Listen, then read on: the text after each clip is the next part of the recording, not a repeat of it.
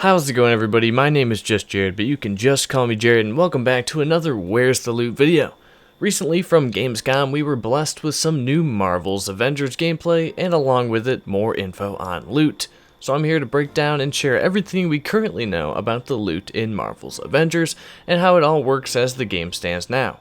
Do remember that this game is still in early alpha stages, so anything is subject to change. Also, if you are a fan of loot in games, I cover a ton of upcoming and current game news with a heavy focus on solely loot, so if that's your thing, consider subscribing.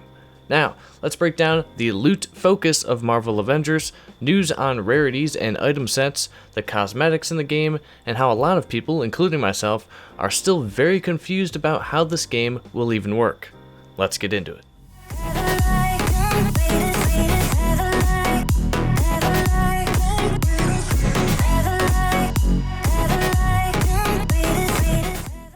The gear and the story take center stage in Marvel's Avengers. Obviously, Marvel heroes and their backgrounds and stories are a huge focal point of why so many people absolutely fall in love with them. Square Enix and Crystal Dynamics have to invoke some kind of story to pull players in. They have to try to live up to what Marvel has already pulled off time and time again. Throwing Marvel characters in a game with just loot and nothing else would work for me, but not the vast majority of people. What's interesting here is that usually games that are heavily focused on loot are for the most part lackluster when it comes to story. Sure, games with loot have storylines, but they are never the focal point, and sometimes they're completely non-existent. Here though, Square Enix has said that loot, progression, endgame, and story are very important facets of the game, so this might just be a first in the live service game industry. Albeit, it's probably a bit easier to compose a story in Marvel's Avengers than say a game like Destiny, because you already have a set cast of defined characters to play as, who have rich backgrounds, rich histories, versus playing a character you created yourself and is just suddenly there in a completely new story that no one has ever heard about before. Knowing that Square Enix is focusing on loot and the live service genre as a whole is very reassuring for any loot chaser out there. That's half the mystery out of the way. We know loot will be a focus, but will it be any good?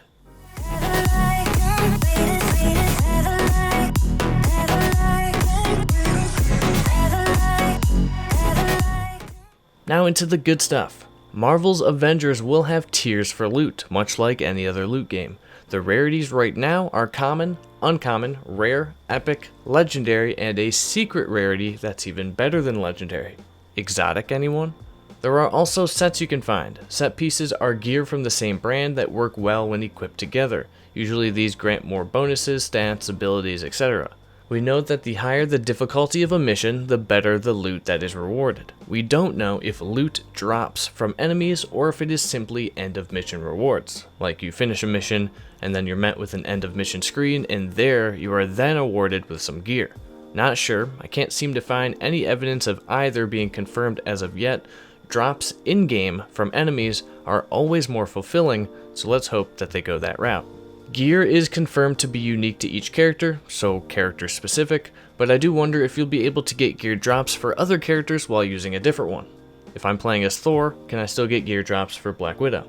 Essentially, I'm looking at each character as different classes entirely, which they are, so I'd assume you'd only get loot for the character you're using at that time. That would make the most sense, at least to me, so if you wanted to grind out and gear up a certain character, you would have to play that character.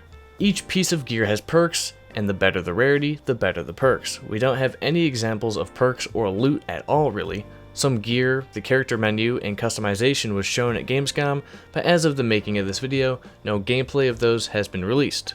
I have heard through the grapevine that the character menu resembles that of Destiny's, so there's that. Perks on gear work in tandem with different abilities that you have unlocked via skill trees. You'll be able to build your character based on what gear you equip and what skills you use. They confirmed this by saying you can play as more of a tank-heavy melee-focused Thor with tons of HP, or a high-flying Thor who throws his hammer around like it's nobody's business. Iron Man's skill trees are broken down into melee, repulsor, laser, and rockets, and equipped abilities can be toggled in-game via the D-pad, so you've got tons of combat options available on hand for each character. It all depends on what gear you have equipped and how you want to play. Also, the gear and loot that you acquire in-game does not change how your character looks cosmetically. The cosmetics in Marvel's Avengers are a completely separate entity altogether.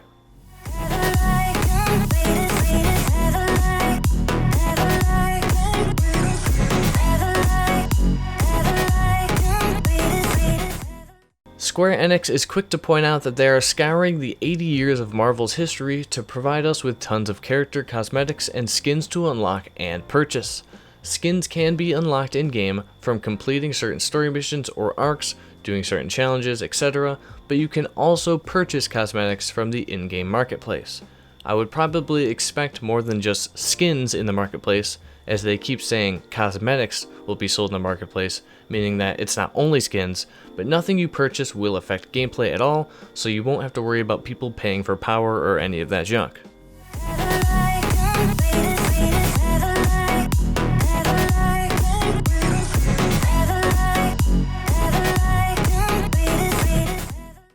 Deciding to split gear and cosmetics apart is pretty risky for a loot-centric game.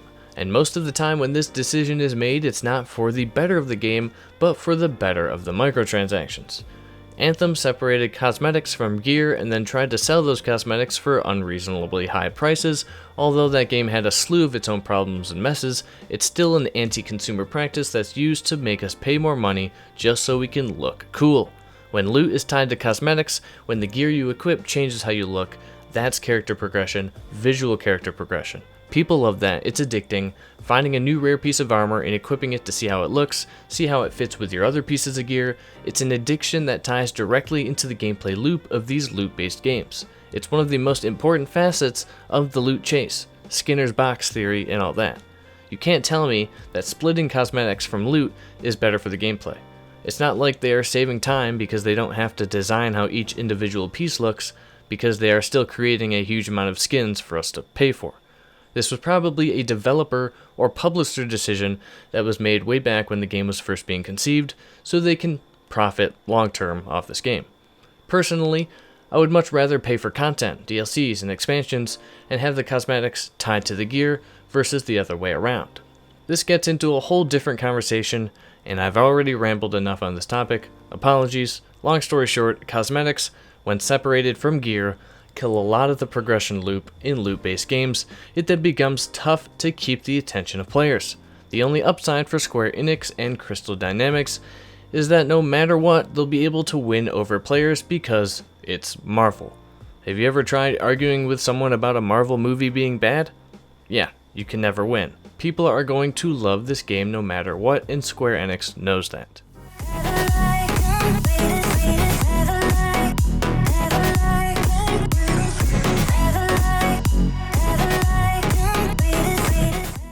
How? Looking at the gameplay that we have available to us now, how is this going to be a loot-based game? How is this going to rival games like Destiny? I can't seem to wrap my head around how this works. Loot-based games are full of enemies with tons of HP, grind, spongy bosses, puzzle mechanics, things like that. I just can't see how any of Marvel's Avengers can fit into any of this, and that's a lot of people's opinions right now. How do you have a spongy boss with tons of mechanics when you are simply an Avenger with combat akin to the Batman Arkham games? It just doesn't add up. When you are under-geared and trying to do a high-level mission, are regular human enemies going to take 50 Thor hammer throws to defeat? If so, the combat is definitely not going to look as fluid as the trailers and gameplay showcase it to be. If they pull this off, it would be a first for the genre, so all the power to them. But I remain very skeptical, and I will not be purchasing this game just because it's Marvel. If they can somehow make the loot exciting when it's not tied to cosmetics, I might give it a chance. We'll have to wait and see until more info is released, because there's still a ton loot-wise that we know nothing about. But that'll be all for this video. Let me know what you guys think about all this. Are you as confused as me about how this game will even work with loot as a primary focus, or are you on the hype train no matter what anyone says? I'd like to hear your thoughts. As always, if you enjoyed the video, a like really helps me out, and subscribe if you're a fan of loot in games. I cover tons of different upcoming games here on the channel with a heavy focus solely on loot, so if that's something you're into, consider subscribing. Once we have more info on the loot in Marvel's Avengers, I'll be sure to cover it here on the channel, so stay tuned. That's it for me. Have an awesome day. Until next time, happy looting.